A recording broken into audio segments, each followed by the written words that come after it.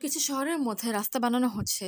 রাস্তাগুলো এমনভাবে বানানো হচ্ছে যেন একটি শহর থেকে যে কোনো রাস্তা দিয়ে আবার ওই শহরে ফিরতে হলে মাঝে কমপক্ষে অন্য আরেকটি শহর পড়ে।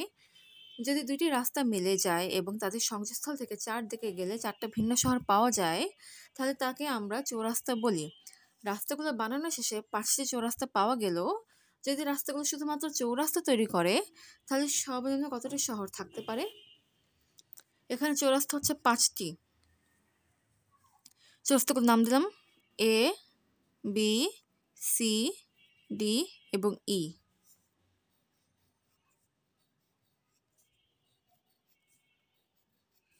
5টা চৌরাস্তা। এবং কি বলেছে? চারদিকে চারটে ভিন্ন শহর পাওয়া যায়, তখন তাকে চৌরাস্তা বলা হয়। অর্থাৎ এখন এখানে চারটা শহর লিখব। চারটা শহরের নাম দিলাম এফ, জি, এইচ, আই।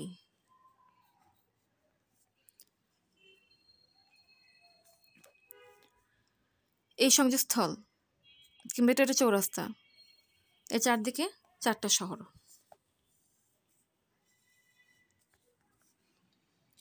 এখন কোশ্চেন বলছে কি সর্বনিম্ন কতটি শহর থাকতে পারে, মানে শহরের সংখ্যা সর্বনিম্ন হতে হবে। অতএব এই চৌরাস্তা থেকেও কিন্তু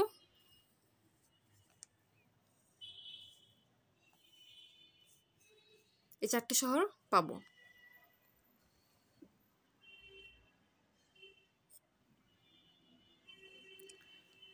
একইভাবে এর চারদিকে এই চারটি ভিন্ন ভিন্ন শহর পাবো। একইভাবে এখান থেকেও পাবো। ফাইনালি এখান থেকেও পাবো। খেয়াল করে এখানে মোট চৌরাস্তা কয়টা? 1, 2, 3, 4, 5, 5টা চৌরাস্তা। এবং এখানে প্রতিটি রাস্তায় কিন্তু কি চৌরাস্তা তৈরি করে। তার মানে এখানে সর্বনিম্ন কতটা শহর থাকতে পারবে? 5 + 4 = 9। অতএব সর্বনিম্ন এখানে 9টি শহর থাকতে পারবে। এটাই অ্যান্সার।